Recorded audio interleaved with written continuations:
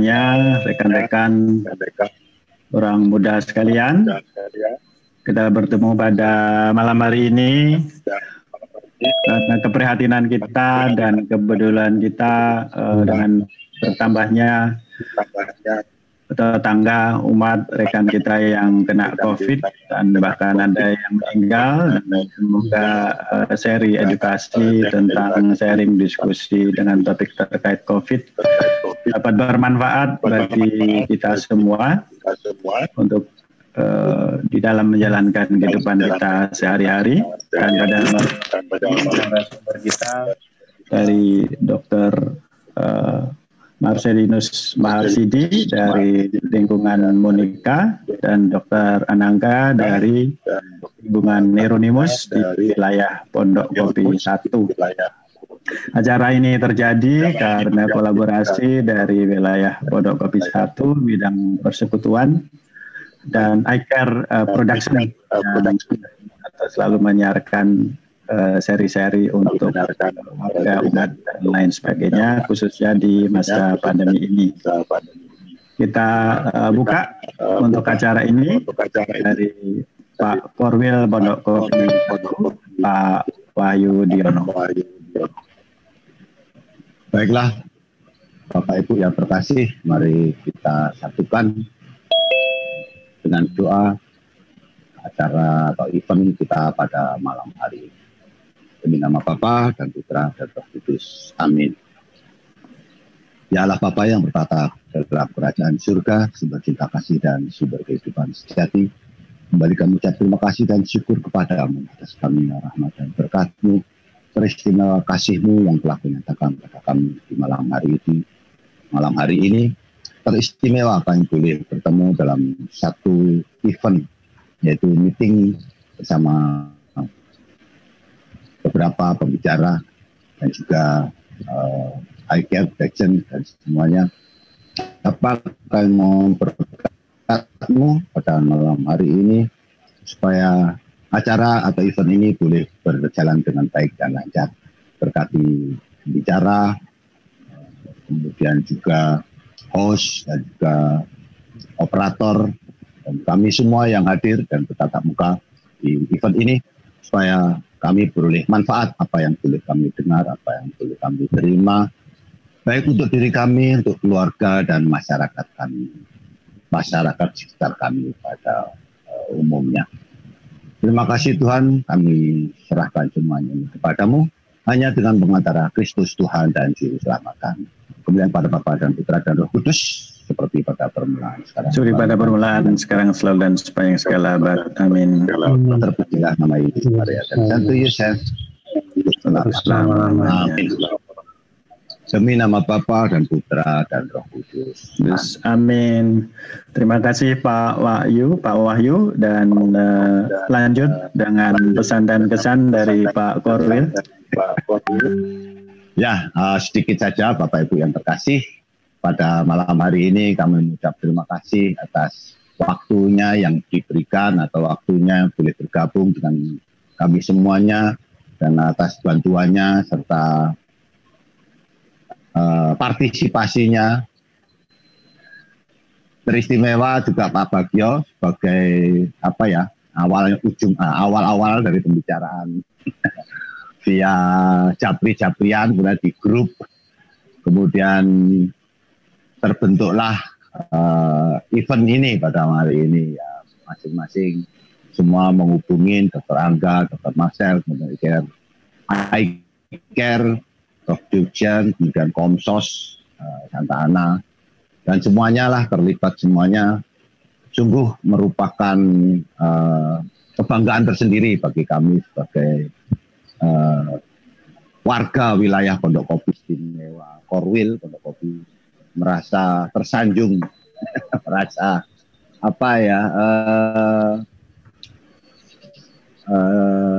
senang sekali lah pokoknya intinya. Mudah-mudahan lah kita berharap untuk nextnya bila ada apa yang harus kita bicarakan, apa yang harus kita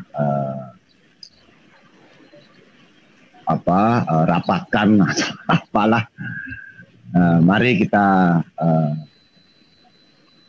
melakukan event seperti ini akan menjadi lebih bagus, karena ya untuk mengisi waktu juga untuk saling mengenal, saling tatap muka dan menambah wawasan tentunya dengan pembicara yang pada hari ini dokter-dokter yang asli ya.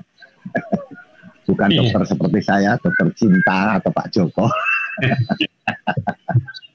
Ya begitu aja, mudah-mudahan semuanya nanti kita lihat aja menambah sesuatu untuk kita semuanya. Terima kasih Pak Joko, Pak Bagio, monggo saya kembalikan lagi. Terima kasih Pak Wahyu untuk kesan-kesannya, dan kita lanjut sesi pertama. Dr. Parcel, monggo Dok. Iya, terima kasih. Selamat berjumpa di Zoom. Selamat berjumpa buat Pak Wahyu, Pak Bagio, Dokter Angga. Saya mau share slide. Jadi memang keadaan saat ini memang sudah mencekam lah. Menurut saya yang sebagai ujung tombak. Betul, Dokter. Iya. Banyak yang meninggal malah. Udah mau share screen? Oke, Dok. Udah ya, Pak ya? Udah ya? Udah. Iya, terima kasih. Terus ini.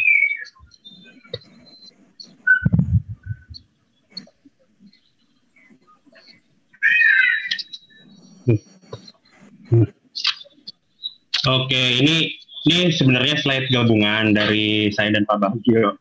Pak Bagio sudah membuat slide, saya juga sedikit ngambil slide beberapa dari yang sudah pernah dipresentasikan. Karena ini kan bukan dari saya, dari dokter kantor. Oh, dari dokter kantor. Oh iya, untuk memberi kredit dari mereka, terima kasih untuk boleh sharing. Oh iya, oke Pak. Jadi ini banyak sekali pertanyaan mengenai COVID, dan memang saat ini sebenarnya kita perlukan adalah awareness dan kepedulian kita untuk menjaga kesehatan diri sendiri maupun untuk menjaga kesehatan orang-orang yang kita kasihi. Memang agak berat karena sudah berlangsung cukup lama, hampir 1 tahun, sampai mungkin kalau kita bisa lihat dari awal Maret ya, sampai nanti Maret tahun ini berarti udah hampir 1 tahun. Boleh lanjut slide 2, Dok? Ya, ini ingat waktu yang mepet, mohon agak dipercepat. Agak dipercepat ya, Pak ya. Jadi ini sebenarnya udah agak lama, syaratnya teman yang terbaru memang semakin banyak. Saat ini kita udah ada 10.000 kasus positif per hari, dan positivity rate-nya udah mencapai 30%, artinya dari 100 orang yang di tes ada 30 orang yang sudah dapat dikatakan positif melalui tes PCR. Nah, ini pertanyaan yang sering ditanyakan oleh masyarakat umum ya. Saya sempat kontak dengan teman saya yang terinfeksi COVID, tapi saat itu dia belum ada gejala. Waktu itu teman saya sudah bisa menularkan, belum ya? Saya saat ini sedang terinfeksi COVID-19, kira-kira kapan sih sebenarnya saya berisiko menularkan COVID-19 ke orang lain? Nah, ini bisa kita jawab. Sebenarnya bagaimana cara mengetahui pasien COVID masih menularkan atau tidak? Itu dengan cara kultur virus yang paling tepat. Karena dengan kultur virus ini kita bisa lihat bahwa virus itu masih viable atau masih hidup dan masih bisa menularkan atau menginfeksi. Nah, apakah kultur virus ini sesuatu yang sering kita lakukan? Tidak, karena kita hanya melakukan namanya gold standarnya itu PCR swab test, itu mengetahui bagian-bagian dari virus tersebut yang menempel atau masih ada di tubuh pasien. Ini kita bisa lihat bahwa grafik masa infeksius dan viral load COVID-19. Kapan sih sebenarnya orang atau pasien itu mempunyai masa untuk menginfeksi orang lain? Itu paling cepat itu 2 hari sebelum timbul gejala dan sampai 10 hari setelah dia timbul gejala pertama kali muncul. Nah, viral load atau jumlah virus yang terbanyak itu sekitar 2-3 hari dia setelah timbul gejala. Nah, itu paling banyak jumlah virus di tubuhnya dia pada saat dia sudah mulai bergejala. Nah, kita bisa lihat di sini beberapa rentang waktu inkubasi, yaitu masa sebelum orang muncul gejala. Paling sering itu 5 hari. Jadi pada saat 5 hari itu, seseorang yang sudah terinfeksi virus bisa tidak menimbulkan gejala, padahal dia sudah mempunyai terinfeksi virus. Kemudian ini kapan pasien COVID-19 berisiko menularkan ke orang lain? Yang sudah saya bilang tadi bahwa masa infeksius pada pasien COVID itu sejak hari kedua sebelum muncul gejala hingga hari ke-10 setelah gejala pertama muncul. Ya, jadi kita memang harus berhati-hati pada masa ini karena orang-orang yang sudah tertular itu masih bisa menginfeksi meskipun dia tidak bergejala. Masa paling infeksiusnya adalah 5 hari pada saat dia sudah mulai 5 hari pertama pada saat gejala pertama muncul. Terus berapa lama pasien COVID-19 bisa menular? Nah, ini kita bisa lihat sebenarnya yang paling tepat adalah dengan kultur virus. Nah, virus hidup pada media pemeriksaan kultur itu ditemukan lebih lama pada pasien COVID yang bergejala berat. Masa penularan COVID-19 yang gejala berat diperkirakan terjadi lebih lama, yaitu bahkan sampai 10 hari. Jadi memang masa penularan itu menurut penelitian hari pertama sampai hari ke-14. Jadi memang makanya namanya adanya masa karantina 14 hari, karena karantina 14 hari itu juga melihat masa inkubasi, juga pasien sudah bergejala kita karantina 14 hari, karena setelah 10 hari atau di sini kalau misalnya gejala berat bisa sampai 20 hari pasiennya sudah tidak menular. Jadi memang beberapa peraturan yang muncul saat ini sudah tidak diperlukan namanya tes swab ulang pada pasien-pasien yang sudah dikarantina 14 hari, karena kemampuan menularkannya sudah mulai menurun pada pasien-pasien yang sudah dikarantina 14 hari. Kecuali yang bergejala berat bisa lebih lama hingga 20 hari. Ini kasus-kasus yang cukup jarang sebenarnya sih. Nah, ini kita bisa melihat pada saat ini ada beberapa pertanyaan juga nih. Bagaimana dengan city value PCR dan kemampuan menularkan? City value itu adalah kemampuan si mesin itu untuk menimbulkan atau memunculkan gen sehingga bisa terdeteksi oleh alat itu. Jadi semakin tinggi city value, semakin rendah dia menularkan. Jadi pada saat Anda melakukan pemeriksaan, bisa dilihat tuh city value-nya apakah tinggi atau rendah. Semakin tinggi, dia semakin baik, dan biasanya viral load-nya semakin sedikit. Intinya di tubuh Anda, viral load atau virus yang ada semakin kecil. Jadi misalnya ada cut off pada mesin itu 40, apabila city value-nya sudah mendekati 40, bisa dikatakan bahwa virus di tubuh Anda sudah mulai sedikit dan kemampuan menularkannya sudah mulai sedikit. Ini bisa dilihat di hasil lab-nya. Kalau beberapa orang yang sudah melakukan pemeriksaan PCR, itu di sebelah bawah atau sebelah kanannya ada tulisan city value, itu bisa menjadi patokan bahwa patokan kasar sih sebenarnya bahwa Anda masih bisa menularkan, atau berapa banyak sih virus yang ada di tubuh Anda. Itu biasanya kalau sudah mulai tinggi atau sudah city value-nya sudah mendekati nilai cut off, biasanya sudah mulai kecil jumlah viral load-nya. Nah, ini apakah pertanyaan juga nih yang sebenarnya pasien udah pada tahu nih. Apakah pasien COVID-19 tanpa gejala juga dapat menularkan? Iya, pasien tanpa gejala juga memiliki hasil kultur virus yang positif, jadi masih bisa menularkan. Jadi di sini dilihat juga ada beberapa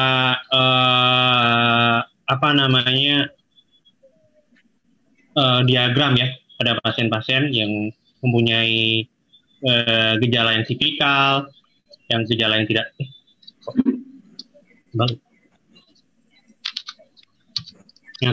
tidak tipikal, yang tersimptomatik maupun yang asimptomatik. Pada pasien-pasien yang dengan simptomatik ini biasanya mempunyai nilai CT value yang sudah mulai tinggi, yaitu 25, 30, sudah mulai mendekati cut off. Biasanya dia memang viral load-nya lebih sedikit, jadi dia sudah terpapar namun virus di tubuhnya sedikit. Nah, ini yang tipikal simptom, memang karena dia gejalanya sudah khas, biasanya memang mempunyai CT value yang lebih tinggi daripada pasien-pasien yang OTG atau yang kita kenal ini OTG. Kemudian bagaimana penyebaran COVID-19? Penyebaran COVID-19 itu sendiri prinsipnya itu adalah droplet, terdiri dari droplet besar dan droplet kecil. Apa sih droplet itu? Droplet itu adalah ukuran dari virus dengan ada sedikit media untuk menyebarkan itu virus itu, yaitu biasanya sih air liur yang kecil gitu. Transmisi dapat terjadi via apa aja, kita bisa lihat, bisa melalui transmisi kontak atau kontak langsung melalui berjabat tangan. Nah, ini maksudnya bukan berjabat tangan kemudian kita terinfeksi, jadi memang masih ada lanjutannya. Jadi setelah berjabat tangan, kita tidak cuci tangan, kemudian kita pegang mulut kita pegang hidung kita pegang mata kita, nah itu bisa menjadi terinfeksi. Jadi sebenarnya bukan melalui jabat tangan kita bisa terinfeksi COVID-19. Jadi kemudian transmisi droplet dan ini yang sering dikatakan bahwa melalui droplet inilah COVID-19 menular. Dan yang paling baru, akhirnya WHO mengakui bahwa virus COVID-19 itu bisa transmisi airborne, yaitu via droplet kecil yang dapat bertahan di udara dalam beberapa jam. Yang kalau tidak salah sampai 7 jam kalau nggak salah, dia masih bisa ada di udara. Nah, bagaimanakah transmisi airborne ini mungkin terjadi? Yaitu pada ruangan tertutup, paparan jangka panjang, dan ventilasi yang tidak adekuat. Nah, ini ya, makanya yang paling penting adalah pada saat kita di ruangan, ventilasinya harus adekuat, ruangan tidak tertutup, paparannya juga kita kurangi. Nah, ini juga nih beberapa mengapa banyak sekali gejala pada COVID-19, karena COVID-19 itu kan menempel pada reseptor itu ada di dalam tubuh kita dan memang tersebar di berbagai organ. Nah, ini yang apabila virus itu menempel di reseptor di otak, dia dapat menimbulkan stroke, kejang, inflamasi otak. Di mata juga bisa menyebabkan konjungtivitis atau peradangan di mata. Di hidung bisa menyebabkan anosmia, yaitu kita tidak bisa mencium bau-bauan. Kemudian di kardiovaskular bisa terjadi kelainan di jantung, di hati, bisa terjadi peningkatan enzim hati. Di intestinal atau di usus dapat menyebabkan diare, di ginjal dapat menyebabkan gagal ginjal, maupun di neurologis atau kejadian-kejadian seperti Guillain-Barré syndrome, encephalitis, kejang, halusinasi, gangguan kesadaran atau delirium. Jadi memang berdasarkan ini kita bisa tahu bahwa virus ini bisa menyerang berbagai macam organ. Nah, ini yang beberapa pengetahuan terakhir yang terbaru yang menjadi isu belakangan ini. Apakah sudah terjadi mutasi dari virus COVID ini? Ya, beberapa memang sudah didapatkan, seperti di Inggris, kemudian di Denmark, itu sudah didapatkan adanya mutasi dari virus COVID-19 ini. Jadi apakah mempengaruhi? Ya, dia mempengaruhi. Jadi dia menyebabkan viral load pada nasofaring atau jumlah virus yang didapatkan nasofaring jauh lebih banyak, namun tidak mempengaruhi keparahan gejala dan terapi yang diberikan. Kemudian di Denmark juga tidak ada perbedaan gejala klinisnya dengan virus yang belum bermutasi. Nah, apakah mutasi yang terjadi? Yaitu terjadi di asam aspartat di D614 dan glisin G1614, menyebabkan terjadinya peningkatan fungsi spike, fleksibilitas meningkat, tidak mudah hancur, lebih stabil, dan lebih mudah menular. Nah, ini karena adanya mutasi ini menyebabkan si virusnya itu mempunyai kemampuan untuk menular lebih mudah dan mungkin lebih bertahan lebih kuat dari virus-virus yang tidak bermutasi. Nah, ini beberapa temuan di Inggris pada bulan Oktober 2020 di London, dan terdapat beberapa kasus juga di Australia. Itu terdapat 17 mutasi, termasuk mutasi di binding domain pada spike glycoprotein, yaitu mutasi di N501Y. Diduga menyebabkan varian lebih infeksius. Nah, varian ini juga memiliki kemampuan transmisi yang lebih tinggi dibandingkan varian lainnya, sehingga menjadi pertanyaan, apakah dengan adanya mutasi ini vaksin ini tidak berguna? Tidak. Ternyata sudah diteliti juga bahwa efektivitas vaksin-vaksin itu tetap efektif meskipun virus-virus itu bermutasi. Jadi memang vaksin ini salah satu modal yang paling penting untuk kita mengakhiri pandemi ini. Jadi tidak usah takut, sudah dilakukan penelitian bahwa meskipun dia bermutasi, efektivitas vaksin tetap baik. Nah, ini juga beberapa pertanyaan juga. Pasien-pasien sudah sembuh dari gejala COVID, namun beberapa bulan, beberapa minggu dia masih tetap positif setelah isolasi mandiri. Nah, apakah ini pasiennya masih mempunyai kemampuan untuk menularkan? Sebenarnya kalau sudah yang kita lihat tadi, setelah 14 hari, setelah 20 hari pasien karantina, tidak bergejala, paling tidak minimal 3 hari, pasien-pasien itu sudah tidak mempunyai kemampuan untuk menularkan ke orang lain meskipun hasil PCR-nya tetap positif. Mengapa? Karena biasanya virus-virus itu sudah mati dengan kemampuan antibodi pasien itu sendiri, sehingga yang tersisa hanyalah bangkai-bangkai dari virus atau serpihan-serpihan bagian tubuh dari virus itu sendiri yang kemungkinan terambil pada saat dilakukan PCR. Jadi meskipun dia positif, bukan berarti dia bisa menularkan, karena memang itu hanya sebagian segmen, beberapa bagian dari virus yang terambil dan terdeteksi di PCR. Beberapa ada yang ya khususnya guru-guru saya juga bilang, ya paling baik sebenarnya kalau sudah begitu sebenarnya di kultur kita bisa tahu bahwa virus itu masih bisa hidup atau memang itu hanya bagian atau segmen dari virus itu sendiri. Jadi yang paling bagus adalah, dan memang itu tidak mungkin, itu harus kita kultur sebenarnya, tapi itu tidak visible ya, karena biayanya juga sangat mahal dan harus mempunyai peralatan khusus dan lab yang khusus.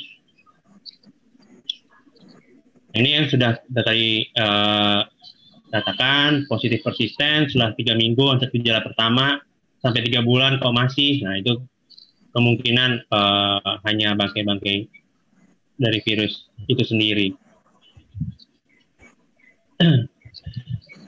Kemudian, nah, apakah setelah sembuh dari COVID-19 masih bisa terjadi reinfeksi? Iya, masih bisa, meskipun kita mempunyai antibodi, tapi antibodi itu hanya bertahan 3 bulan sampai 1 tahun.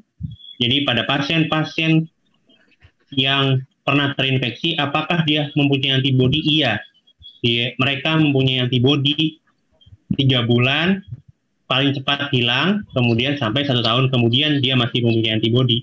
Setelah antibodi itu hilang, apakah bisa terinfeksi? Bisa, dengan gejala yang kemungkinan lebih berat. Jadi memang ada beberapa kasus di Amerika, anak muda 20 tahun sudah pernah terinfeksi COVID, kemudian dia sembuh, mempunyai antibodi, 3 bulan kemudian dia terinfeksi dengan gejala lebih berat, itu ada. Dan ada juga beberapa pasien di Inggris kalau tidak salah, itu sudah pernah terinfeksi, kemudian terinfeksi COVID, namun dengan gejala lebih ringan. Nah, itu memang ada beberapa hipotesis di mana mengapa ada yang gejala berat, ada yang gejala ringan pada pasien-pasien yang terinfeksi ulang. Nah, itu mungkin kita katakan bahwa mungkin itu hasil dari kemampuan imunnya itu sendiri, di mana imunnya itu pada pasien-pasien yang bergejala berat itu malah hiperaktivitas imunnya. Jadi dia mempunyai kemampuan membunuh virus maupun menimbulkan inflamasi yang lebih hebat, peradangan yang lebih hebat juga, karena antibodi yang keluar juga mungkin lebih reaktif gitu. Jadi gejalanya lebih berat daripada beberapa pasien juga yang gejala ringan. Jadi memang ini masih menjadi penelitian mengapa ada pasien-pasien dengan kasus reinfeksi dengan gejala yang lebih berat dari yang pertama kali mereka terkena.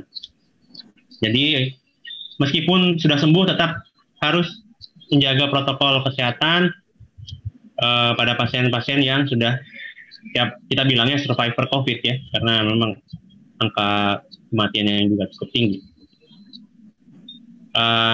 Dan ini juga beberapa pertanyaan perkembangan vaksin di Indonesia. Vaksin di Indonesia itu ada beberapa yang sudah masuk, AstraZeneca, Pfizer, dan Sinovac. Kita melihat bahwa sekarang yang lagi kita gunakan yaitu vaksin dari Sinovac, yang saat ini kita digunakan untuk pertama kali untuk tenaga kesehatan. Dan memang vaksin-vaksin ini masih digunakan atas izin darurat, jadi belum, efektivitasnya pun belum diteliti lebih dalam, meskipun sudah ada penelitian awal dikatakan bahwa memiliki efektivitas sekitar 62% untuk melindungi penerima vaksin dari kejadian infeksi.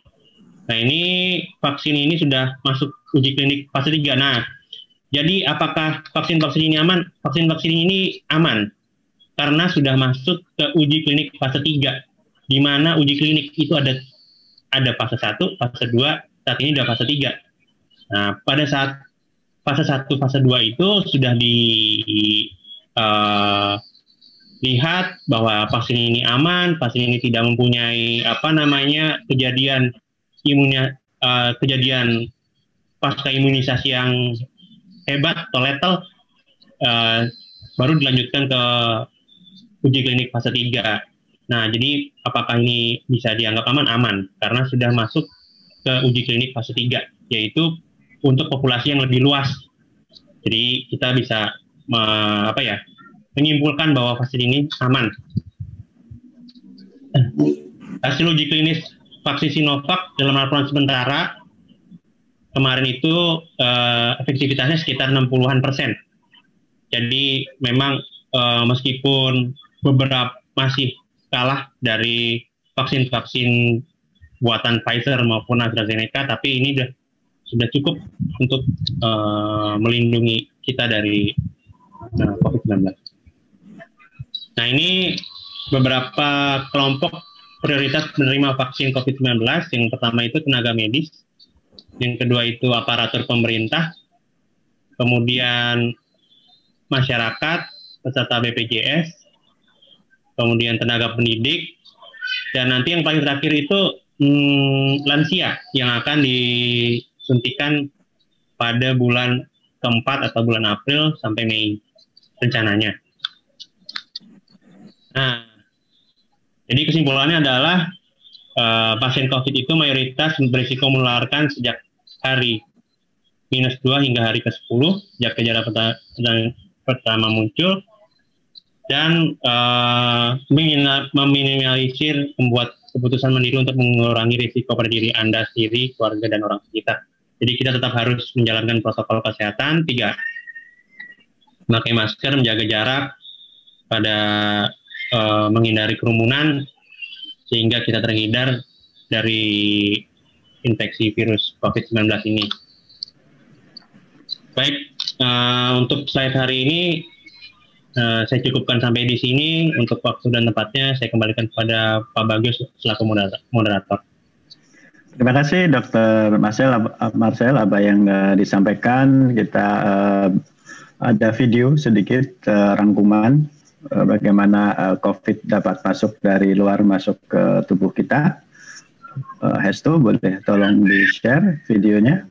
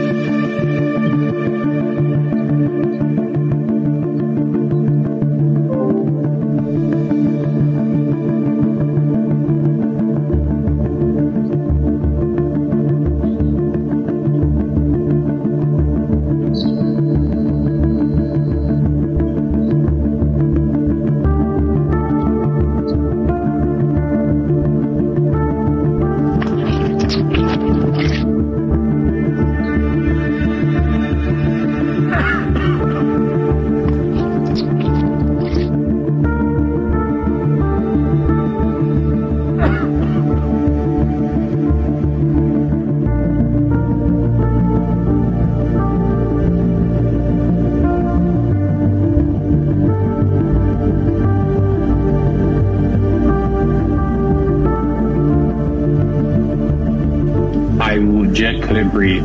My oximeter was measuring under 88% oxygen levels, which is very dangerous. And the only time I ever thought my life was in danger was at that point. My oximeter was measuring under 88% oxygen levels, which is very dangerous. And the only time I ever thought my life was in danger was at that point.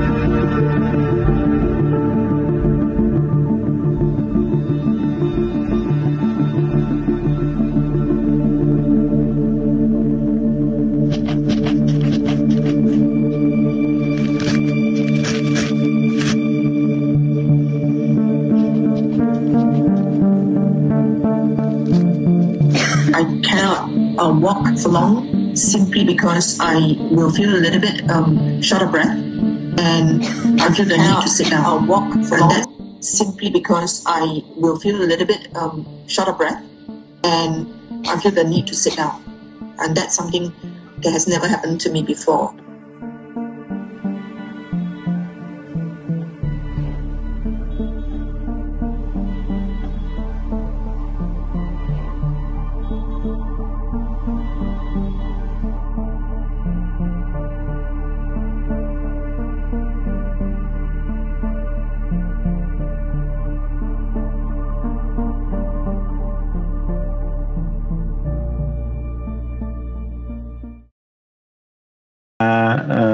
Lanjut topik kedua karena waktu yang mepet, dan dari yang peserta ini sebetulnya Dr. Angga sendiri juga terpapar COVID di Oktober November lalu, dan juga ada beberapa yang ikut ini juga pernah terpapar COVID juga, jadi satu hal menarik nanti untuk sharing. Kita lanjutkan dengan sharing dari Dr. Angga, silakan.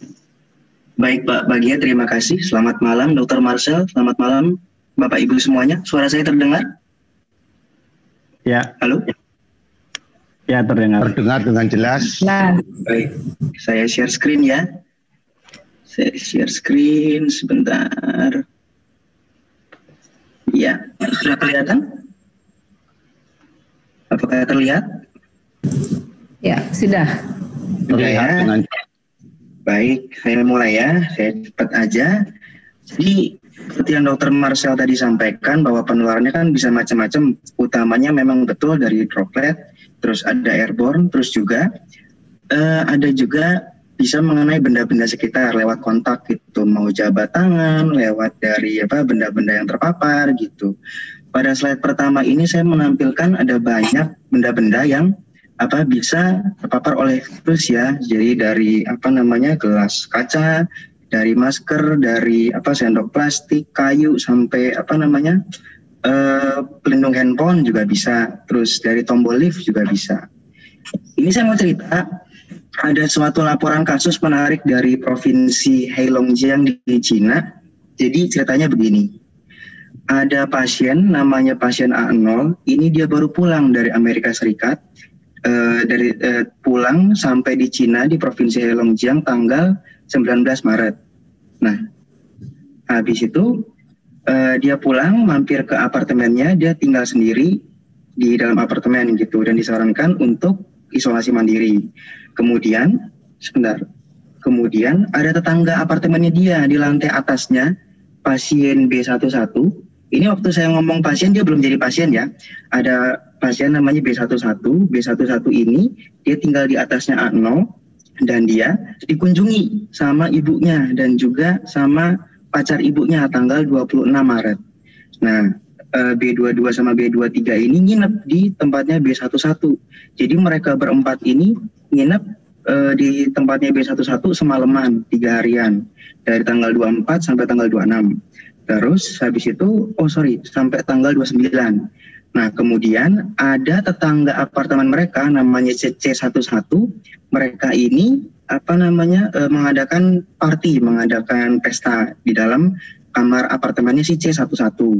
Nah, kemudian 1, 2, 3, 4, 5 ini mereka party. Itu mereka berpesta. Nah, kemudian di tanggal 2 April 2020 ini C11 masuk ke dalam rumah sakit dengan diagnosa stroke. Seperti yang tadi kita lihat dari slide-nya Dr. Marcel, bahwa si COVID ini bisa menimbulkan berbagai macam penyakit, termasuk salah satunya stroke. Nah, saya kurang tahu waktu bulan April ini dia bagaimana, sistem rumah sakit mereka di Cina itu bagaimana, tapi waktu C11 masuk sebagai pasien stroke mungkin tidak di swab, tidak di screening ya. Karena kan pada awal pandemi kita belum tahu dia manifestasinya selain dari respiratory itu kemana lagi ya. Terus habis itu pasien C11 ini kemudian dirujuk ke rumah sakit lain pada tanggal 6 April karena ada fever, ada demam gitu. Jadi simptom gejalanya fever baru muncul pada tanggal 6 April gitu. Itu cerita pertama ya. Nah, terus cerita kedua, ternyata pasien B23 ini dia muncul gejala COVID pada tanggal 7 April. Dia muncul gejala COVID ya. Nah, terus dites pada tanggal 9 April bahwa dia positif SARS-CoV-2. Dan dari pihak otoritas Heilongjiang tracing siapa aja yang sama-sama dia. Nah, ternyata yang kontak erat dengan B23 ini adalah B22, C11, C13, C12, dan B11 itu. Nah, kemudian dicek lagi siapa aja yang positif. Cek lagi ternyata B22 positif, C11 positif, C13 positif, C12 positif, B11 pun positif itu. Nah, dari pemerintah Cina, mereka mengambil sampelnya dan mereka sequence genomnya. Mereka cari tahu ini benar virus yang beredar di Cina atau dari luar negeri. Nah, ternyata setelah di genome sequencing didapati bahwa virus ini bukan virus yang beredar di Cina, tapi virus yang dari Amerika Serikat. Nah, dicari-carilah dari mana kok bisa virus ini ada. Ternyata tetangganya B11, A0 ini baru pulang dari Amerika Serikat tanggal 19 Maret. Gitu. Jadi, padahal B11 sama A0 ini tinggalnya atas bawah, dan dia bukan tetangga yang erat gitu, kontak erat juga nggak ada gitu, ketemu juga nggak ada. Ternyata diduganya adalah menular dari ini metal yang di elevator, di lift gitu. Jadi kemungkinan si A0 ini dia menjadi carrier pembawa asimptomatik, dan dia menularkan di lift gitu, yang digunakan juga oleh B11 gitu. Dan B11 juga kedapatan kunjungan dari ibunya sama pacarnya pada tanggal 26 Maret gitu. Terus habis itu pada tanggal 29 B23 dan B22 dia itu berpesta gitu di dalam kamar apartemennya. Dan seperti yang kita lihat di yang menjadi pasien stroke ini, dan C12 dan C13 dan 12 yang juga anaknya yang menemani si C11, mereka menularkan ke sebanyak ini semua yang ditularkan di satu rumah sakit gitu. Terus habis itu dirujuk ke rumah sakit yang kedua, dan kemudian tercipta juga klaster baru gitu. Jadi kalau kita lihat, kita runut ke belakang, hanya dari satu pasien A0 ini yang dia pembawa yang tidak bergejala, seperti yang Dr. Marcel katakan di awal ya, masih bisa dapat menularkan, yang tidak bergejala itu bisa membuat klaster sebanyak ini orang yang diinfeksi oleh satu orang aja gitu, menular semakin banyak gitu. Dan padahal B11 ini juga tidak kontak erat dengan A0, dan hanya medianya adalah dari besi yang ada di lift yang digunakan secara berbarengan gitu. Jadi hanya dari media seperti itu bisa menciptakan klaster yang banyak seperti ini gitu. Nah, ini saya ada video, kita nonton sebentar ya. Start working on not touching your face because when gain weight,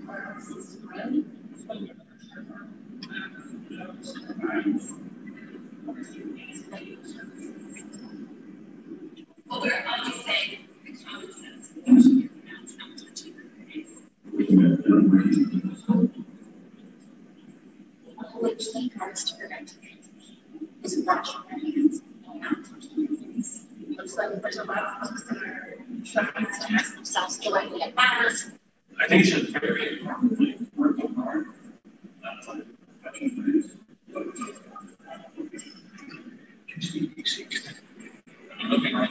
Saya kira cukup ya dari cuplikan video ini, bahwa kita juga secara nggak sadar mungkin dengan tangan kita yang belum kita bersihkan, kita itu nggak sadar menyentuh wajah kita, yang mana itu menjadi faktor risiko untuk penularan gitu ya. Nah, ini juga ada dari jurnal yang saya cari di tahun 2015, menunjukkan bahwa kita itu dalam 1 jam kita nggak sadar menyentuh mulut kita sebanyak 4 kali per jam, menyentuh hidung kita sebanyak 3 kali per jam. Kenapa kok mulut sama hidung? Karena itu tempat yang si virus itu suka gitu, dia bisa berkembang biak di sana gitu. Jadi misal tangan kita terkontaminasi, terus kita nggak sadar mengupil atau kita nggak sadar menyentuh mulut seperti yang kita lihat di video tadi gitu ya, itu menjadi faktor risiko bahwa si virus itu bisa masuk ke tubuh kita gitu. Nah, kalau kita lihat SARS-CoV-2 atau COVID ini, dia memang virus yang punya selubung lipid. Selubung lipid itu adalah selubung lemak gitu. Nah, karena dia punya selubung lemak, dia itu lebih rentan terhadap desinfektan atau antiseptik gitu ya. Dan poin kedua, virus ini dia itu lebih stabil pada permukaan-permukaan yang halus seperti kaca, uang tunai, plastik, besi tahan karat. Terus juga Bapak Ibu, kan kadang kita juga bingung ya, antiseptik atau desinfektan gitu ya. Perbedaannya hanya pada kalau antiseptik itu pada permukaan tubuh, kalau desinfektan pada benda mati. jangan sampai ketukar, karena kalau misalnya kita menyemprotkan desinfektan pada badan kita, pada permukaan tubuh, itu bisa berbahaya gitu. Jadi intinya di situ. Kalau antiseptik itu pada permukaan tubuh, kalau desinfektan itu pada benda mati gitu. Jangan sampai kebalik gitu ya. Nah, ini juga ada penelitian yang menunjukkan bahwa daya tahan si SARS-CoV-2 di berbagai permukaan benda gitu. Nah, seperti yang contoh kasus yang di awal yang saya sebutkan, itu kan permukaan lift itu kan stainless steel ya, stainless steel baja tahan karat. Ternyata pada penelitian ini kita bisa lihat si SARS-CoV-2 ini nempel di dalam baja tahan karat itu lama sekali gitu. Baru pada hari ke-7 dia baru undetected itu nggak ada gitu, begitu di kultur nggak ada gitu. Kalau kita lihat pada paper, pada kertas hanya sampai 30 menit. Terus kalau pada kayu sampai seharian. Kalau pada baju bisa sampai seharian. Terus pada glass atau kaca bisa sampai 2 hari. Nah ini nih, kalau menurut saya ya, plastik dan baja tahan karat ini kan merupakan benda yang sehari-hari kita pakai ya. Plastik yang buat kita bungkus makanan, plastik untuk kita bawa barang belanjaan, terus apalagi stainless steel atau baja tahan karat kan kita juga gunakan ini ya pada pada lift, pada handle pintu, terus habis itu pada alat makan gitu kan. Ini kalau kita lihat memang daya tahannya dia itu lama sekali gitu ya. Menjadi U itu atau undetected itu lama sekali gitu. Nah, saya juga ngelihat di grup-grup WhatsApp itu kadang ada yang bilang kalau kena COVID minum air hangat atau air panas gitu. Nah, kita lihat pada suhu 70 derajat baru dia menjadi undetectable gitu. 70 derajat itu kan panas sekali ya. Jadi jangan air panas diminumkan ke dalam tubuh ya Bapak Ibu ya. Terus habis itu kalau kita lihat juga kadang ada yang promosi air alkali atau apa gitu ya. Nah, kita lihat di sini pH-nya dia masih bisa hidup nih, di dalam berbagai macam pH ternyata dia masih bisa untuk hidup. Gitu. Jadi semoga dengan paparan saya ini Bapak Ibu lebih hati-hati terhadap info-info yang beredar di grup WA ya. Gitu. Ini saya ambil dari jurnal gitu. Jadi terpercaya gitu, dan ini penelitiannya dilakukan sama mereka sendiri gitu. Nah, ini kita lihat juga si virus ini dihadapkan pada desinfektan, ada etanol atau alkohol 70%, povidone iodine atau betadine, terus chlorhexidine atau Minosep. Kalau Bapak Ibu pernah ke dokter gigi, ya dapat merek Minosep itu. Terus habis itu benzalkonium klorida yang di pembersih-pembersih. Ini ternyata efektif untuk membunuh si virus. Kita lihat pada 5 menit aja sudah dia undetectable gitu Bapak Ibu ya. Ini salah satu merek desinfektan di Indonesia. Merek terkenal lah, dia bikin deterjen juga gitu. Nah tadi juga mengandung benzalkonium klorida dan juga hidroksin peroksida. Jadi sudah ada di Indonesia dan Bapak Ibu bisa beli gitu. Terus habis itu ini dari LIPI saya ambil, ternyata ini bahan-bahan ini bisa menonaktifkan, bisa membunuh si virus gitu ya. Ya. Nah ini dari LIPI juga, ini bagaimana takarannya untuk membuat si virus ini nonaktif gitu. Misal tadi kita lihat pada baju, kan pada baju itu bertahan seharian ya, bertahan seharian. Bapak Ibu yang memang harus bekerja keluar rumah dan harus bertemu dengan orang, ya mungkin mau tidak mau akan terpapar melalui baju gitu. Jadi mau tidak mau ya harusnya begitu pulang ke rumah langsung ganti baju dan bajunya langsung dicuci gitu. Dan juga paparan-paparan misalnya kena tangan gitu ya, juga cuci tangan gitu ya. Ini dari LIPI saya ambil. Nanti kalau misalnya Bapak Ibu penasaran gimana cara membuatnya, nanti slide-nya saya share ya. Terus ini dari Kemenkes, edarannya Kemenkes saya ambil juga. Jadi kalau kita lihat edaran dari LIPI sama edaran dari Kemenkes, memang cara-cara untuk mendisinfeksi si virus ini sudah banyak terdapat pada produk-produk yang di minimarket, di Indomaret, di Alfamart tersedia banyak gitu, dan juga cara-caranya sudah ada gitu. Nah, ini ada satu video tentang bagaimana sih prosesnya kalau kita menggunakan sabun atau desinfektan. Kita nonton ya. It's because soap, Regular soap, fancy honeysuckle soap, artisan peppermint soap, just any soap, absolutely antibiotic coronavirus. Here's how. This is what a virus, like coronavirus, looks like. It's a bit of material surrounded by proteins and fat. Viruses easily stick to places like your plants, but when you rinse your plants with just water, it rushes right up the virus. That's because that layer of fat makes the virus move. Jadi si SARS-CoV itu kan ada selubungnya Bapak Ibu ya. Selubungnya kan dia di luarnya itu lemak gitu. Nah itu lemak sama air kalau kita campurkan saja nggak akan nyampur. Tapi kalau kita campurkan dengan sabun, mereka berdua akan nyampur antara lemak sama airnya. Gitu. Sama juga kalau kita pakai sabun atau pakai desinfektan, antiseptik ke itunya ya, ke virusnya.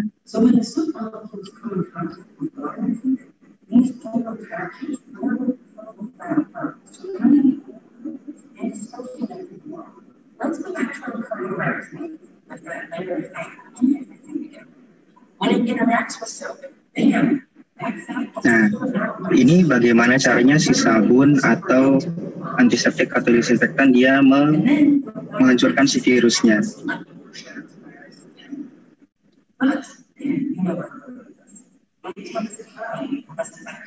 Tapi kita butuh waktu gitu. Jadi kalau kita membersihkan tangan dengan sabun atau dengan antiseptik itu ya harus jangan langsung, tapi butuh waktu minimal 20 detik.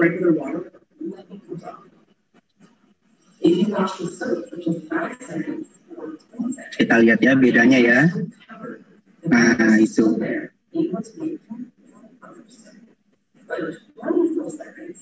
Nah sekarang kita lihat yang 20 detik. Nah, lebih bagus ya. Hand sanitizer itu dia alkohol, itu etanol 70% tadi. Jadi sabun sama dia hand sanitizer sama aja Bapak Ibu, sama-sama ampuhnya juga untuk membunuh virus.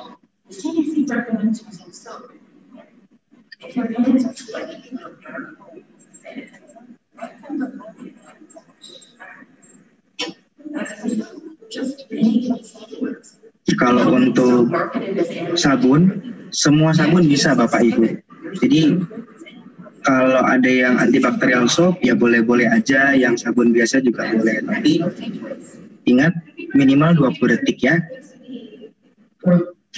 Jadi ingat minimal kita membersihkan tangan kita 20 detik, jangan langsung terburu-buru gitu ya. Langsung campur hand sanitizer atau campur sabun terus langsung dibanjur pakai air ya jangan.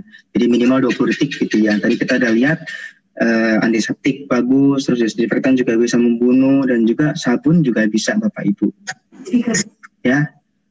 Oke. Nah, ini contoh barang-barang yang bisa menularkan dari uang kertas, kartu ATM, gagang pintu yang tadi stainless steel ya, pegangan tangga dan eskalator yang tadi juga stainless steel kan lama sekali ya.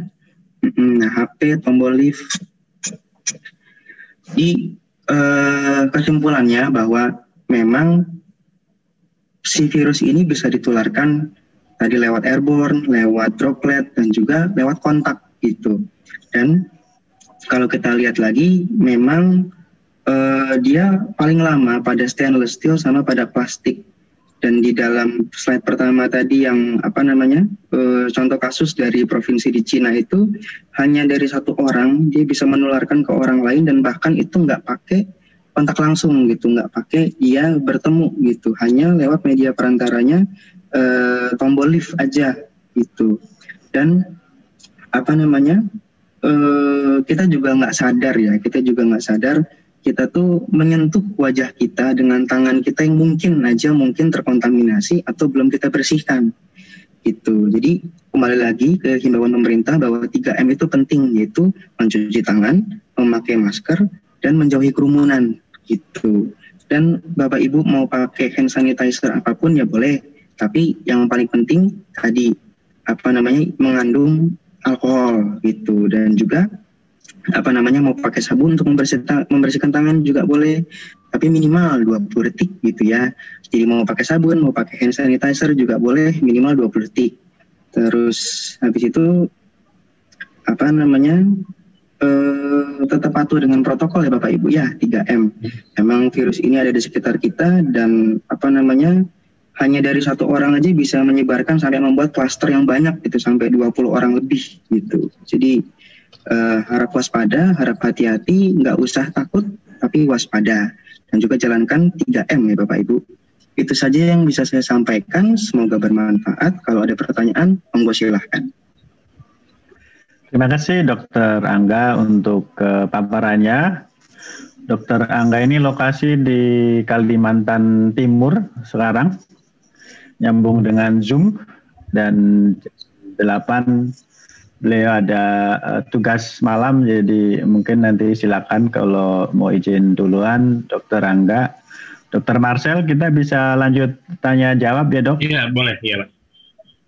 Untuk tanya jawab silakan bisa lewat chat, bisa lewat Zoom, raising hand, ngacung tangan, halo-halo. Silakan Bapak Ibu, kita diskusi santai. Untuk yang di chat tadi sudah dijawab ya Dokter Marcel? Iya, sudah Pak. Oke, mau disampaikan lagi Dok? Atau kita buka pertanyaan? Boleh bertanya kalau ada yang mau ditanyakan. Apa saja yang mau ditanyakan? Kebetulan saya juga ngerawat pasien COVID. Monggo Bapak Ibu, silakan. Ya Pak Bagio, mau tanya ke Dokter Marcel. Iya. Pak Markus ya ini ya, monggo. Ya, baik Pak, terima kasih ya. Kita mengikuti paparan Dr. Marcel. Pertanyaan saya umum mengenai penggunaan masker.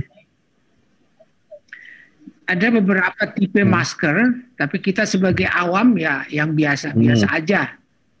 Nah, pertanyaan mendasar adalah ada pendapat bahwa usia masker itu mengatakan tergantung area di mana kita menggunakannya.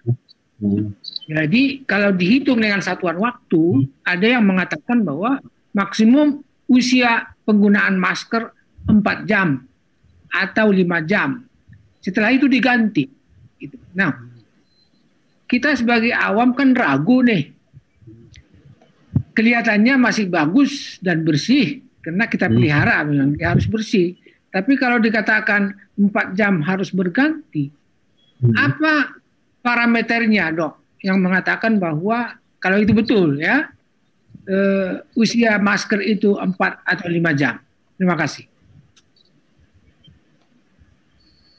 Baik, sebenarnya masker apa sih yang direkomendasikan? Sebenarnya masker yang direkomendasikan itu masker bedah.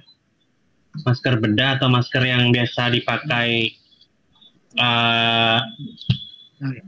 oleh medis. Jadi masker yang warna hijau itu yang bisa dibeli di mana? Sekarang udah banyak di mana ya? Di Indomaret, di Alfamart. Itu yang paling baik untuk melindungi. Ya benar. Dan itu memang melindungi ya.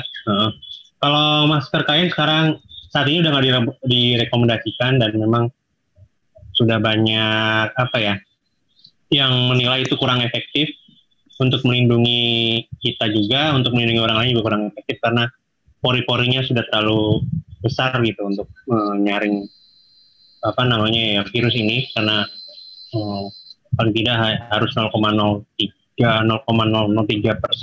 mikron atau 0,3 mikron gitu kalau nggak tidak salah, harus kurang daripada itu gitu. Dan untuk lama pemakaian sebenarnya kalau untuk masker memang sudah ada penelitiannya paling tidak 4-6 jam. Dan itu harus diganti. Jadi memang sudah ini karena makin lama makin berkurang efektivitasnya pada saat pemakaiannya sudah lebih daripada itu gitu. Ya, terima kasih Dok. Jadi misalnya nih kita ke pasar, kita ke pasar, temanin ibu, gitu. Kan di pasar nggak lama nih, kita menggunakan masker. Setelah itu kita gantung di luar, lalu apakah itu masih memungkinkan kita pakai? Enggak, Pak. Berikutnya, sebenarnya harus dibuang, Pak. Oh, harus dibuang ya? Iya, harus dibuang. Oh iya, baik, Dok. Terima kasih, itu aja. Iya. Kita ragu sih. Ya. Terima kasih, Dr. Marcel, Pak Markus. Monggo, Bapak Ibu yang lain, silakan. Nih, ngacung nih. Pak Joko, monggo. Iya, Dok, begini. Ini kan kadang-kadang orang itu apa ya, kayak paranoid gitu. Misalnya ada satu rumah yang terpapar.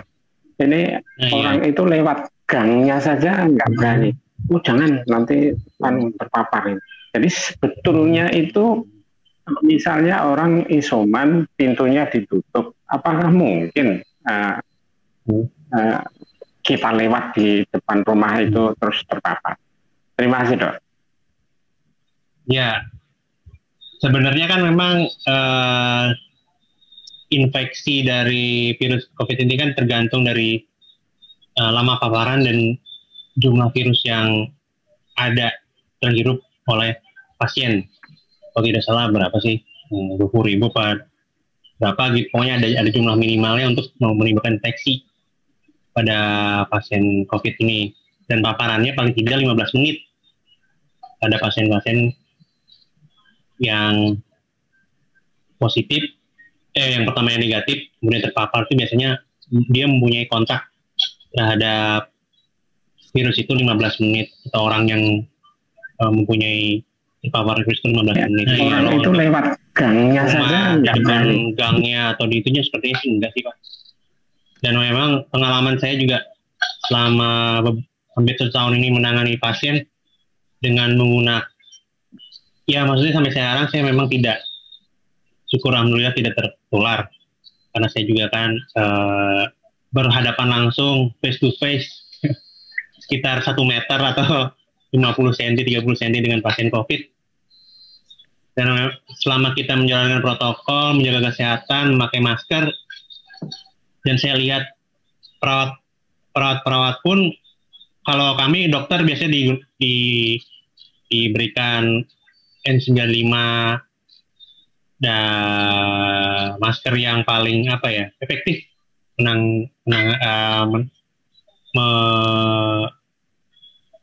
menangkal virus gitu. Dan memang selama menjalani protokol kesehatan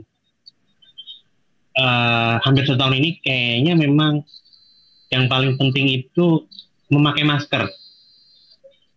Kalau saya lihat ya, dan saya rasakan memang paling penting itu memakai masker. Lebih baik lagi menghindari kerumunan itu juga penting, dan memakai face shield. Kalau saya ini ya, berdasarkan pengalaman sih itu. Dan ya kemudian selanjutnya mencuci tangan. Dan yang ketiga itu menghindari kerumunan. Pada saat kita di kerumunan pun, saya kan memang kerja di rumah sakit, jadi kan memang ya Pak, mau nggak mau pasti bertemu orang-orang sakit yang berkerumun kan. Nah, dan selama kita patuh memakai masker dan face shield, selama itu pula saya ngerasanya aman sih Pak. Karena selama 1 tahun ini kayak saya melakukan rutin tiap hari seperti itu, tidak ada tidak ada, ya mudah-mudahan tidak terjadi infeksi sih di saya gitu.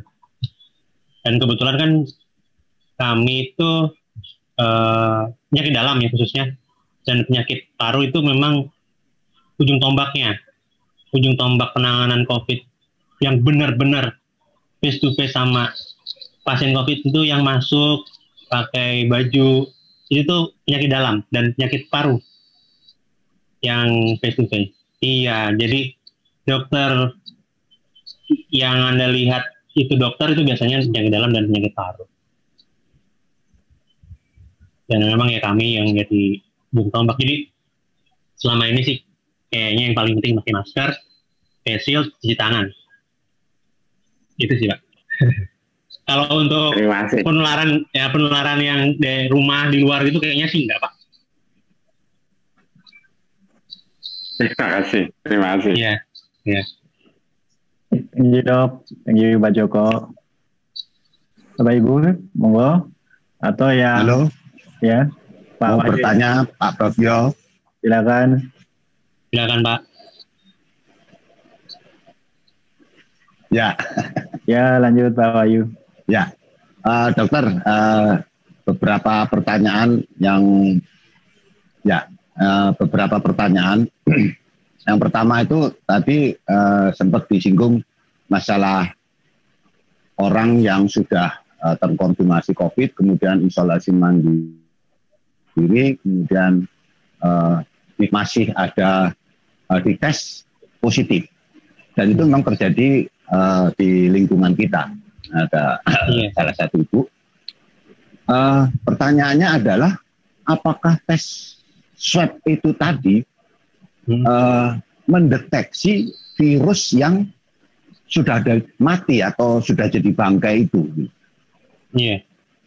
Maksudnya tadi kan Dr. Masan mengatakan virus sudah mati, sudah bangkai, sudah menjadi bangkai lah.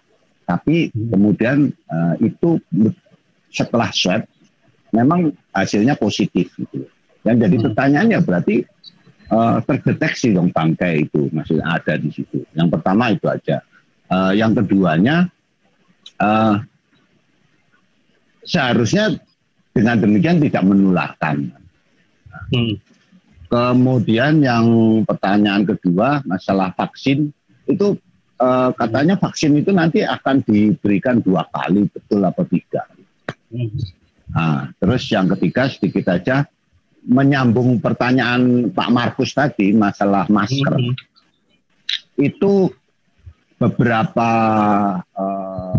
kami atau info itu masker yang sudah dipakai itu masih bisa dipakai, maksudnya setelah ke pasar tadi ya, terus pulang, kemudian digantung, kemudian disemprot pakai pewangi gitu, kemudian digosok pakai gosokan gitu, panas gitu. Kemudian kan istilahnya ya logika kami kita itu akan mati virusnya itu, dan masker itu bisa dipakai. Nah itu bisa dipakai 2 atau 3 kali lagi. Itu bagaimana penjelasannya? Itu aja, terima kasih. Ya, baik Pak, terima kasih. Ya Pak, izin menjawab ya Pak ya. Jadi kalau untuk yang PCR itu memang itu mendeteksi fragmen gen. Gen yang dideteksi itu gen RDRT, gen N, dan gen E. Jadi memang itu fragmen virus yang dideteksi. Apakah virus itu masih hidup atau sudah mati, kita nggak bisa bedain Pak. Gitu. Penelitiannya adalah pada saat pasien sudah 14 hari ke-14, nah, hari ke-14 dia sudah bergejala, sampai hari 20 biasanya dia sudah tidak menularkan.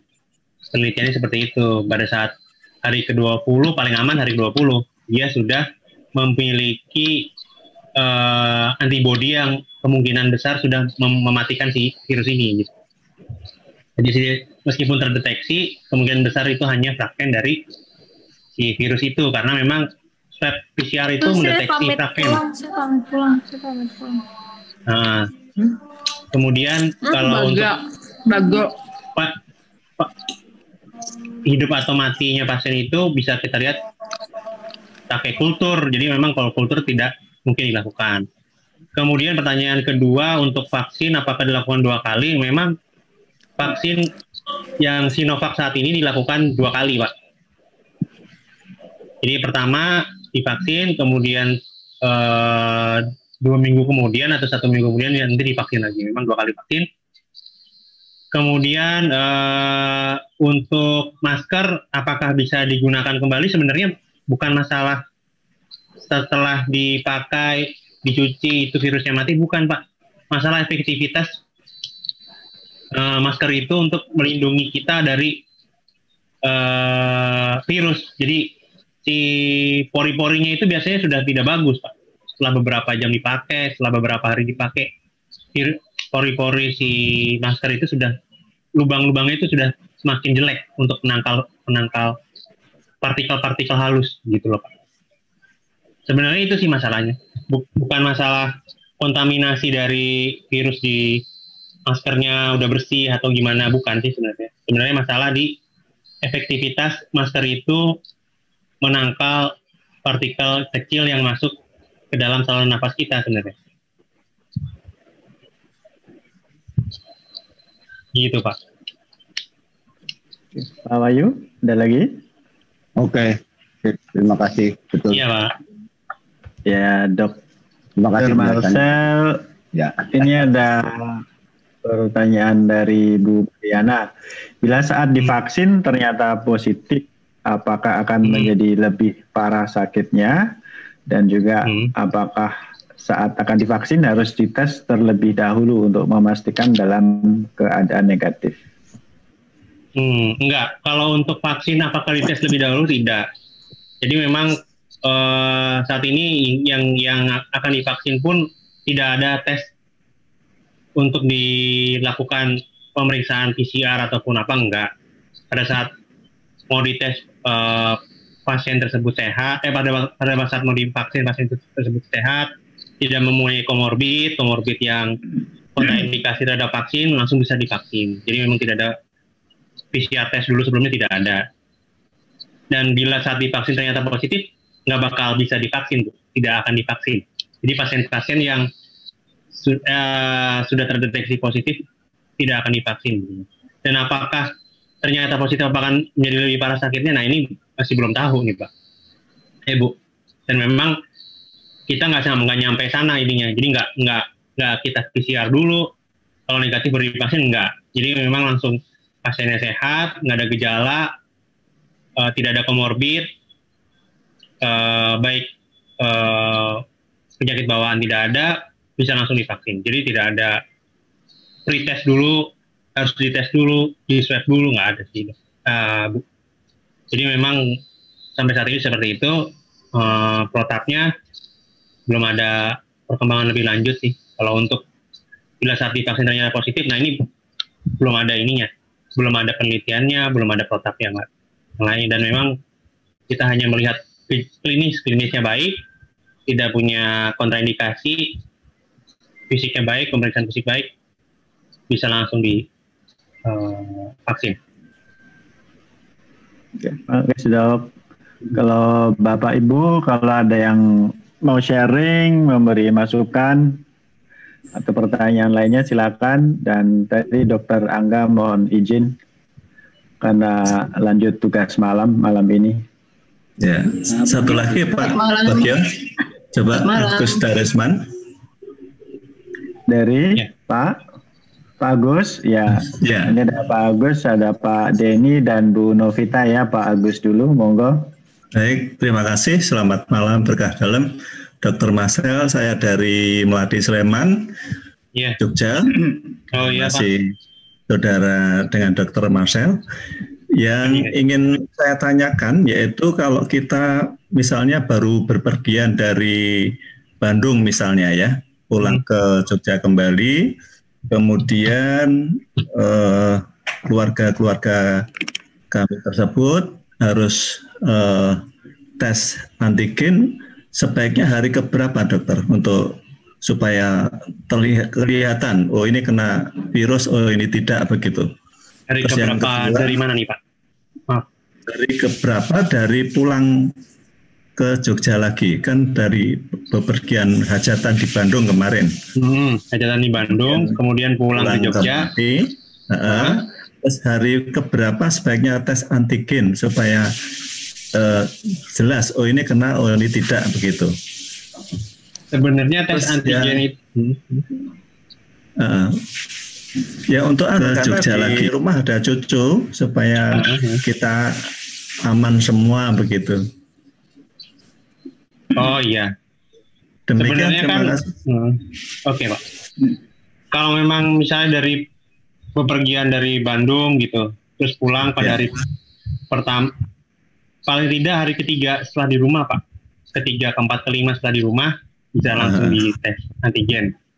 Karena kalau untuk tes PCR gitu, Pak. Kalau untuk tes PCR memang hari ketiga, keempat, kelima setelah paparan baru bisa memunculkan si DNA virusnya itu di alatnya.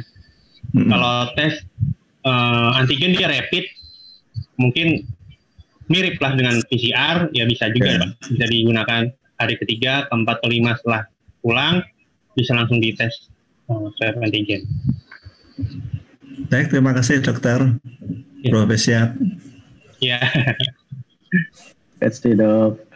Lanjut tadi ada Pak Denny dan Bu Novita. Pak Denny dulu kah? Ya, terima kasih Pak Bagio. Pertanyaan buat Dokter Marcel.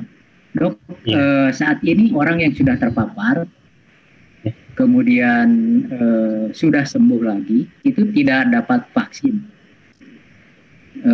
Kemudian tidak dapat vaksin. Tadi ada di dalam slide itu disebutkan, itu karena kan ada kemungkinan kan yang sudah terpapar bisa kena lagi. Karena antibodi itu bisa hilang setelah 3 bulan atau paling lama setahun.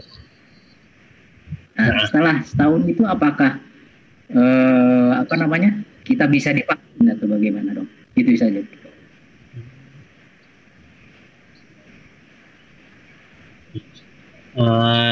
Jadi kan memang ininya bisa melihat apakah perlu divaksin. Ada namanya terapi plasma konvalesen. Terapi plasma konvalesen itu kita ngambil antibodi pada pasien-pasien yang sudah pernah terpapar. Nah, itulah yang menjadi ukuran tolak ukur pasien ini perlu divaksin apa enggak. Titer antibodi berapakah yang aman pada saat ini ditetapkan itu 1/160. Nah, pada saat kita deteksi bahwa pasien ini memiliki titer antibodi 1/160, berarti dia memiliki cukup antibodi untuk melawan virus. Gitu, Pak. Apakah dia perlu divaksin? Pertimbangan kalau dari saya pribadi enggak sih, Pak. Kalau sudah memiliki antibodi, jadi memang harus perlu diperiksa dulu, Pak, antibodi titernya. Pada pasien-pasien yang sudah pernah terpapar. Jadi kalau misalnya kurang dari itu ya perlu divaksin tetap. Namanya booster. Kalau untuk penyakit lain hepatitis itu booster namanya. Ini untuk meningkatkan antibodinya lagi. Oke dok, terima kasih dok. Oke Pak. Lanjutnya dok, Bu Novita. Ya, selamat malam. Terima kasih Pak Bagio. Dokter Marcel, saya melanjutkan pertanyaan yang chatting tadi. Kalau menurut dokter, bahan-bahan tradisional, obat-obat tradisional seperti yang banyak sekarang beredar di WA, seperti ada jahe, terus serai, itu bagaimana dok untuk kita yang terpapar gitu ya dok ya, terpapar COVID-1. Terus yang keduanya, saya mau sedikit bercerita sama mau minta saran dari dokter. Jadi kami pernah pengalaman awal-awal ada COVID ini di lingkungan kami, ada yang sudah sepuh sakit CA dibawa ke rumah sakit, masuk di IGD, kemudian selang seminggu berpulang dok. Nah, berpulang meninggal ya dok ya maksudnya. Nah itu suspek dok, suspek gitu ya. Nah karena suspek harus cepat-cepat makamkan, begitulah katanya standar rumah sakit. Oh, maksudnya udah meninggalnya. Iya meninggal. Nah kami kan tidak bisa melayani dalam sisi rohaninya ya untuk pelayanan pemakamannya segala karena suspek COVID. Tetapi kemudian hasilnya dua hari kemudian hasilnya itu negatif dong. Jadi tapi ya sudah dimakamkan dengan standar COVID. Yang menjadi pertanyaan saya begini dok, kebetulan ini kan di lingkungan dan di wilayah ini banyak yang sepuh-sepuh dan mereka ini sebenarnya jadi takut ke rumah sakit, padahal memang harus kadang memang ke rumah sakit. Sekiranya ada kejadian seperti itu, amit-amit ya dok ya, sekiranya kejadian itu menurut dokter bagaimana supaya apakah memang harus menunggu dulu hasil COVID-nya atau bagaimana dok? Begitu pertanyaan saya. Terima kasih dok. Maksudnya menunggu dulu hasil COVID-nya baru dikuburkan? Maksudnya gimana Bu ini Bu? Begitu, karena kan karena suspek, apakah boleh gitu dari pihak rumah sakit, apa kami menunggu hasilnya dulu, apakah ini negatif atau positif baru kami ambil jenazahnya, begitu bisa apakah prosedur rumah sakitnya? Nggak bisa Bu, karena ini penyakit menular dan sudah masuk dalam kategori pandemi. Kategori pandemi itu sudah masuk dalam peraturan pemerintah jadinya Bu.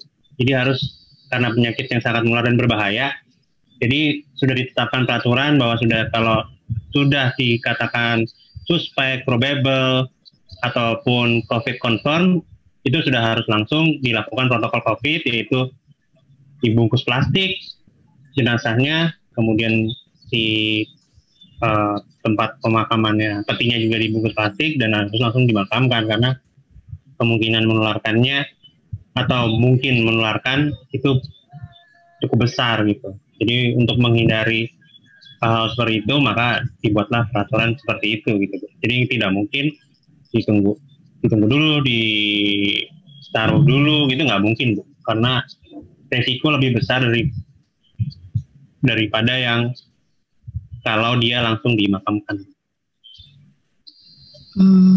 Tapi kalau memang hasil pemeriksaan untuk COVID itu memang harus waktu itu kami dapatnya 2 hari kemudian dok. Apakah memang harus lama itu? Jadi otomatis kan kalau misalnya begitu ya memang harus cepat-cepat dimakamkan. Padahal sebenarnya hasilnya ternyata negatif. Ya itu tergantung dari tempatnya sih. Kalau memang dia sampelnya banyak dan memang pemeriksaannya lama ya itu bukan masalah, itu masalah di ini fasilitas, mungkin fasilitas pemeriksaan PCR-nya mungkin nggak terlalu banyak, jadi memang hasilnya baru bisa ada 2 hari gitu. Jadi baik memang, dok. Iya, terima kasih dok. Iya.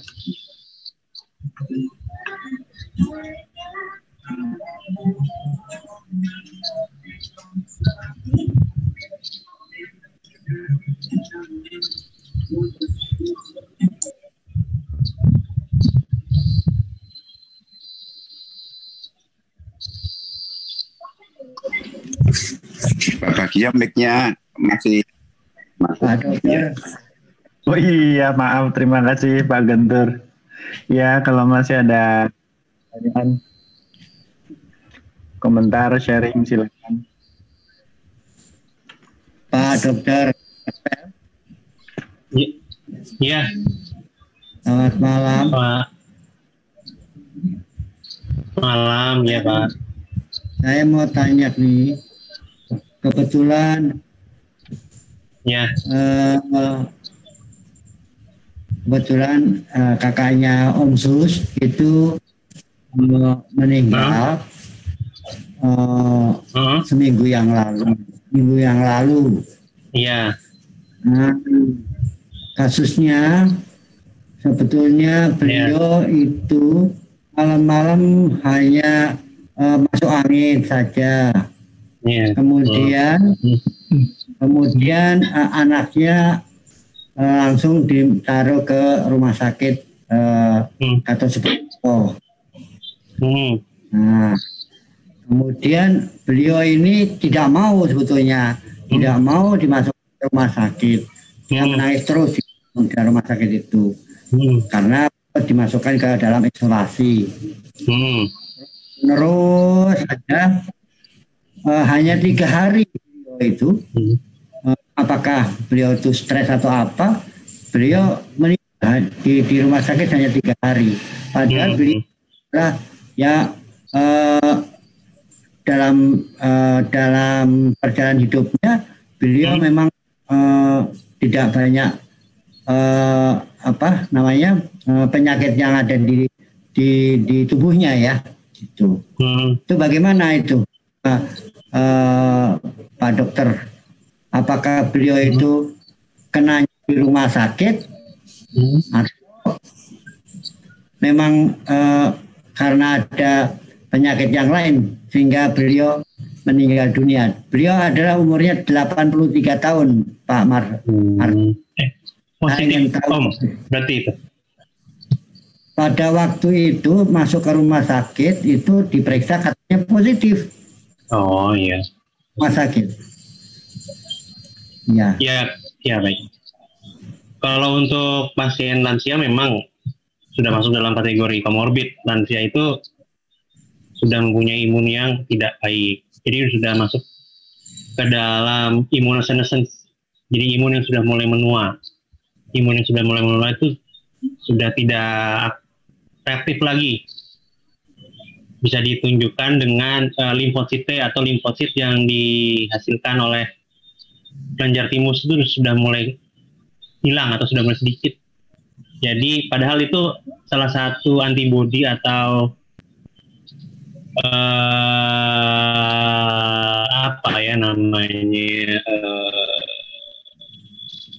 penghasil antibodi yang paling efektif untuk virus COVID ini. Pada saat sudah tua, limfosit T-nya sudah mulai hilang. Kejadiannya akan lebih cepat dan lebih buruk biasanya. Entah itu 2 hari, 1 hari, bisa kejadiannya juga begitu. Jadi memang tidak perlu ada komorbid atau penyakit seperti diabetes, hipertensi, jantung, kanker untuk membuat pasien lansia itu menjadi lebih parah. Umur sudah lebih dari 60 tahun yang sudah masuk kategori lansia, itu sudah masuk resiko tinggi fatalitas dari penyakit COVID. Gitu. Jadi beliau itu umur itu sendiri. Tertular di rumah sakit gitu ya, karena COVID-nya juga. Positifnya karena tertular di rumah sakit itu, Pak Marvel? Oh enggak, kalau enggak juga Pak, mungkin sudah dari rumah, mungkin dari awal mungkin sudah Kalau itu kita nggak bisa ngomong tertular di mana, nggak bisa kita kategori nggak bisa Pak, nggak bisa kita bilang tertular di sini. Pada saat sudah masuk rumah sakit dan dikatakan positif COVID, pada saat itu juga ya udah itu dia kena COVID, entah kena COVID di mana kita nggak tahu. Tapi ya, karena biasanya ya karena keluarganya semua diperiksa semua, setelah itu semua negatif semua, tidak ada kena COVID. Semua keluarganya di swab, semua keluarga besar negatif. Kakak saya tidak ada yang swab positif.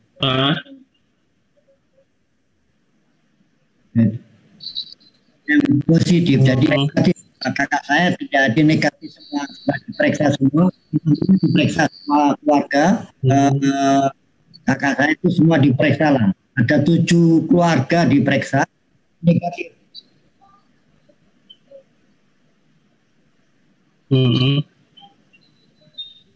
Jadi kenanya dari luar ya, mungkin barangkali begitu ya. Iya. Tidak bisa dibilang nggak bisa dibilang nggak ada penularan, tidak keluar dari rumah, tidak kontak dengan orang lain, mungkin pada saat itu imunnya juga keluarganya bagus, jadi tertular tapi dia nggak sempat bergejala, virusnya langsung diserang antibodi, jadi sempat ya dia nggak sempat membuat menjadi penyakit, itulah jadi dia bergejala hebat gitu. Jadi Bisa saja yang carrier atau yang pembawa itu yang muda-muda, yang kontak dengan orang lain, jadi dia tidak bergejala, virusnya masuk langsung bisa diserang antibodinya dia dan bagus, badannya tidak ada gejala, tapi dia bisa menularkan masih bisa. Pada saat di swab bisa negatif bisa, karena mungkin antibodinya baik, virusnya tidak bisa bertahan lama di tubuhnya, bisa langsung hilang, bisa. Tapi apakah dia bisa menularkan? Bisa. Iya, jadi nggak bisa disimpel, dipermudah seperti itu. Sebenarnya, nah gitu. Yang pasti orang dengan komorbid, rentan gitu, memang lebih mudah terserang dan lebih rentan lah bila terkena COVID, fatalitasnya lebih tinggi. Oke, terima kasih, Dokter. Iya. Malam. Dokter Marcel, di YouTube ini ada 3 pertanyaan. Saya bacakan ya, Dok. Oke. Benarkah pasien plus corona dengan hasil CT tinggi tidak aktif menularkan virus? Itu yang pertama.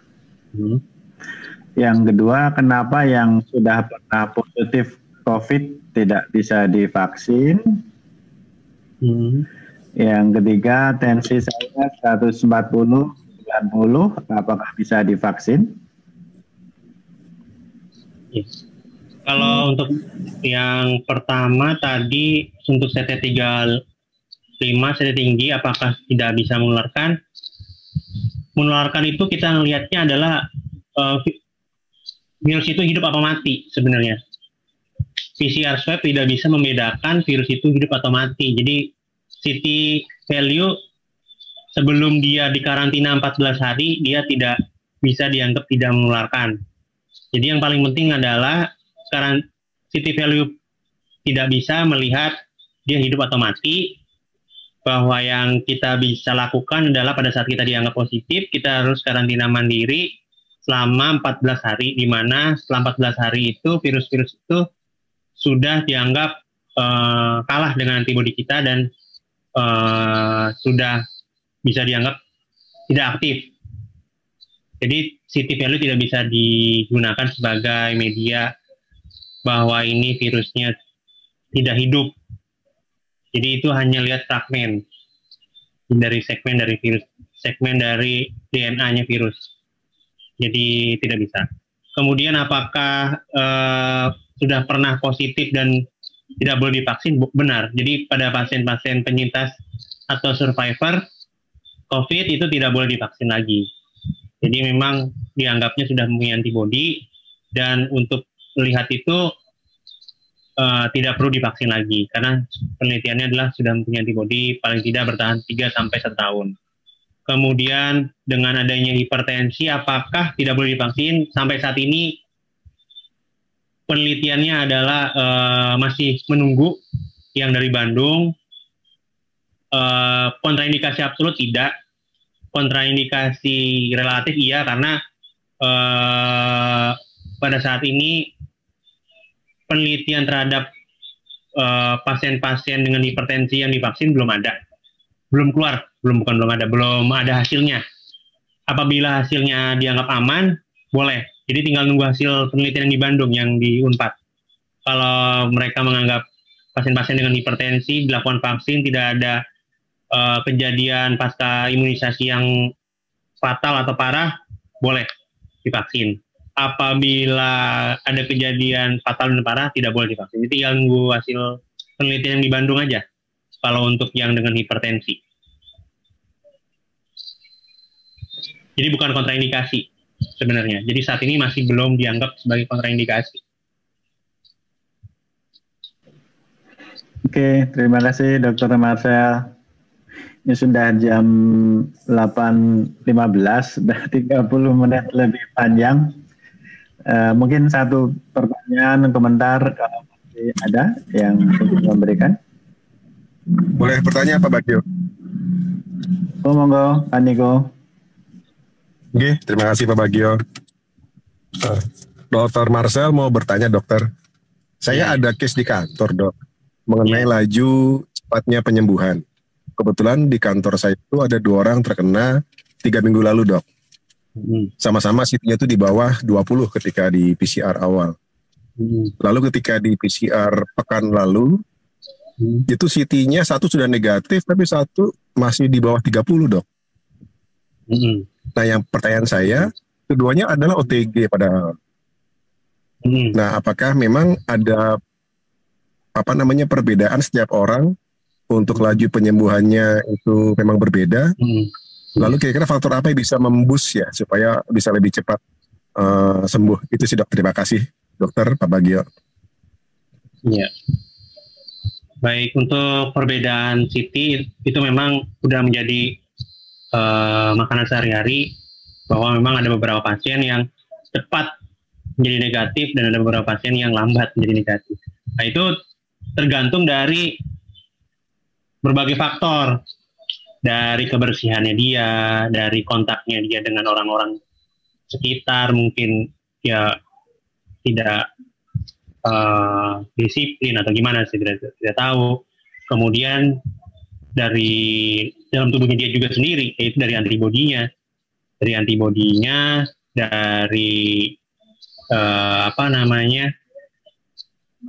vitamin yang diminum, masih banyak faktor yang bisa mempengaruhi hal itu, Pak. Jadi yang paling penting adalah tetap menjaga protokol 3M, kebersihan, kemudian minum vitamin, kemudian menjaga imun tubuh tetap baik, yaitu dengan berolahraga, tetap terpapar sinar matahari, tetap paling tidak berkumur juga dengan betadine, hal-hal yang dapat membantu seperti itu sih. Kalau untuk obat-obatan herbal atau apa, dari kedokteran di Indonesia belum ada rekomendasi apapun sampai saat ini. Jadi masih tetap vitamin C, vitamin D, paling tidak terpapar matahari, menjaga kebersihan, cuci tangan, kemudian istirahat yang cukup, itu sih, Pak. Jadi memang untuk meningkatkan imun, itulah yang harus kita lakukan. Berbagai macam faktor itu yang mendukung menjadi pasien itu cepat negatif dari dari yang pertama positifnya cukup tinggi ya itu ya. Jadi memang itu faktor-faktor itu yang bisa membantu cepat menjadi negatif.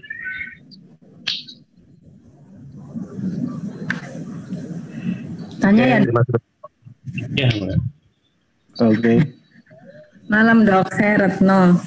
Mau tanya. Ya, Bu. Dokter sebutkan menjaga imun atau malah seharusnya meningkatkan imun kita ya. Jadi selain tadi berjemur sinar matahari, saya terima beberapa video di WA itu bahwa imun itu ada yang menepuk-nepuk dada di dekat kelenjar apa tadi, Dok? Imus. Ya, itu betul nggak sih, Dok?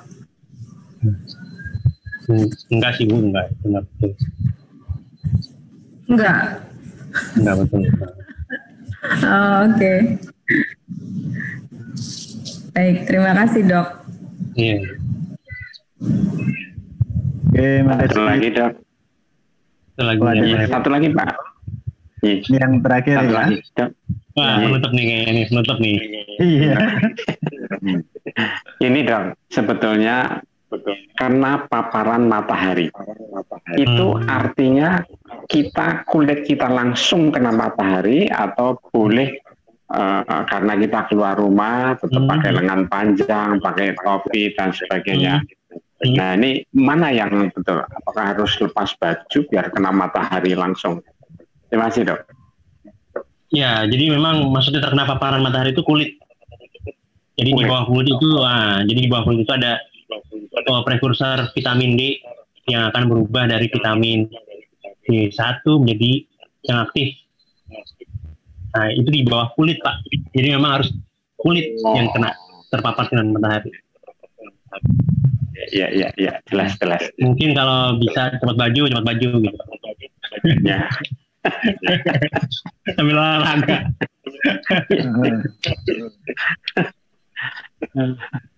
Baik. Tapi ada waktunya Pak. Yang paling bagus itu jam 9 sampai jam 10. Oh. Jadi nggak boleh lebih dari itu karena akhirnya jadi vitamin ultraviolet jadinya. UV yang bahaya ya. Jadi besok Pak Bagio muda jam 09.00. Ya. Yang buri. Kudu kena kok, kudu kena kulit tok. Ora oleh gawe lambi. Yang buri ya tapi Umur segitu nanti rentan izin Besok kudu kabeh wis ben kena sinar. Loh, apik to ya, tapi ning aja ketok wong ngono ae to. Kok malah girap-girap. Siapa takut Pak Wahyu?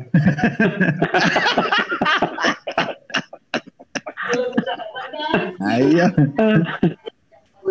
Monggo lanjut. Satu lagi dokter. Oke, terima kasih. Boleh. Oh, ada lagi dari Bagus. Halo. Ini satu lagi Dokter Marcel. Ini yang terakhir ya. Oke. Monggo. Menyatakan itu bagus sekali untuk pengobatan COVID-19. Bagaimana pendapat Dr. Marcel tentang minyak kayu putih ini? Terima kasih. Saat ini kan banyak dipakai. Sebenarnya untuk pengobatan COVID tidak bisa sih Pak. Jadi memang saat ini minyak kayu putih itu hanya digunakan untuk mengetes apakah gejala anosmia atau gejala hilangnya penghidu itu sudah kembali. Jadi itu aja yang digunakan. Jadi itu saja kegunaan dari minyak kayu putih di dunia kedokteran saat ini gitu. Jadi dia tidak mengobati, tidak mengurangi virus atau mematikan virus juga tidak. Cuman hanya untuk ngetes. Misalnya dia gejalanya datang dengan keluhan hilang penciuman. Nah, apakah dia sudah kembali penciumannya itu dengan minyak kayu putih? Disuruh nyium-nyium minyak kayu putih.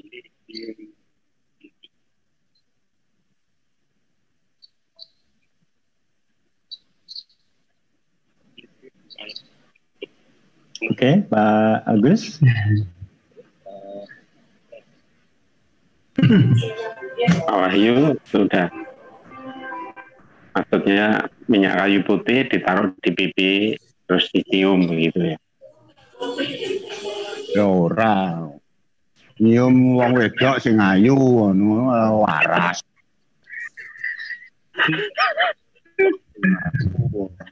Oke, ini waktunya sudah cukup lama dan sudah di. Oke.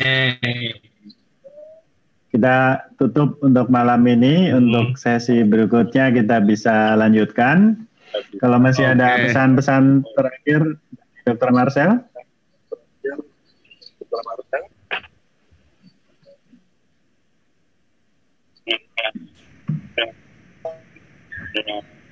Ya, saya cukup senang sih bertemu dengan keluarga Santa Monica, Hieronymus, wilayah Pondok Kopi. Jadi memang suatu kan lebih waspada bahwa virus ini bahaya dan tidak usah malu untuk memakai masker dan face shield di luar. Jadi nggak usah malu lihat orang kok dia pakai face shield, dia pakai masker, nggak usah malu. Jadi memang yang harus dijaga adalah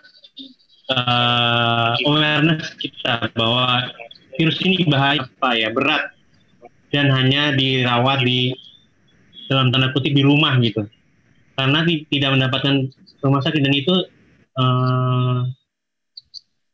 membuat kita juga sedih juga gitu, kasihan lihat mereka yang sakit hanya di rumah, tidak mendapatkan ruang di perawatan, dan itu memang terjadi gitu. Jadi itu kenyataan gitu. Jadi apakah saat ini sudah normal?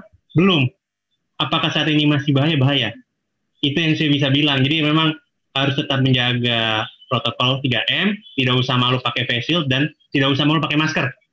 Karena Anda termasuk orang yang rentan, karena usianya sudah lebih dari 30, ada yang mungkin sudah lebih dari 60, dan memang itu harus dijaga, dan tidak usah memikirkan apakah ini ada, ini enggak, ini ada.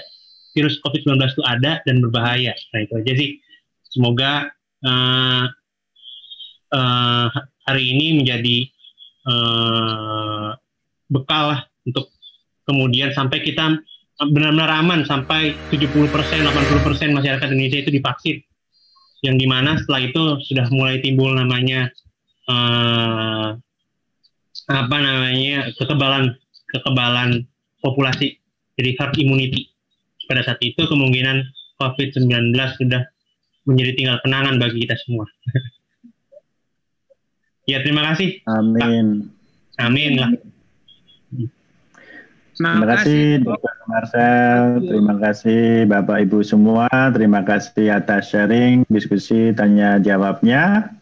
Semoga apa yang kita dapatkan pada malam hari ini bermanfaat untuk kita masing-masing, keluarga kita, dan untuk dapat mencegah di kemudian hari supaya kita tidak terpapar ataupun keluarga kita, tetangga kita, dan lain sebagainya. Tetap semangat, tetap sehat. Kita bersyukur. Untuk itu kita tutup dengan doa penutup. Pak Joko ya, monggo Pak. Bapak Ibu, mari kita bersatu dalam doa. Dalam nama Bapa dan Putra dan Roh Kudus. Amin. Allah Bapa di surga, kami datang untuk bersembah sujud ke hadapan Tuhan.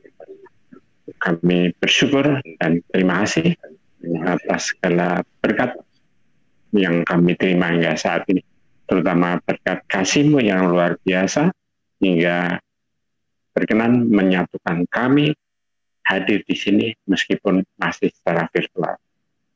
Bapak, kami telah menyelesaikan diskusi, sharing, tanya jawab tentang virus COVID-19 yang saat ini masih merajalela, bahkan kurva yang terpapar belum turun, masih naik dan naik. Bapak yang makasih, namun demikian kami yakin dan percaya Tuhan akan menolong kami semua sehingga wabah ini segera berakhir.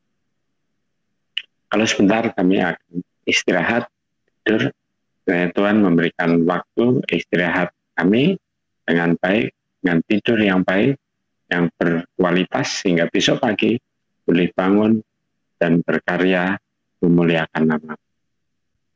Kami berdoa pula pada Dr. Marcel, Dr. Angga, dan seluruh para medis yang saat ini sedang berjuang untuk menyehatkan bangsa dan semua orang terpapar, senantiasa dalam dekapan kasih-Mu. Hindarkanlah mereka dari segala sakit penyakit, hindarkanlah dari kejahatan ataupun yang segalanya yang tidak baik. Dokter, perawat, para medis, apoteker, pegawai rumah sakit, tukang kebersihan, dan sebagainya. Dan kita semuanya selalu saling mengingatkan Tuhan untuk menjaga kebersihan dan selalu patuh dan taat protokol kesehatan.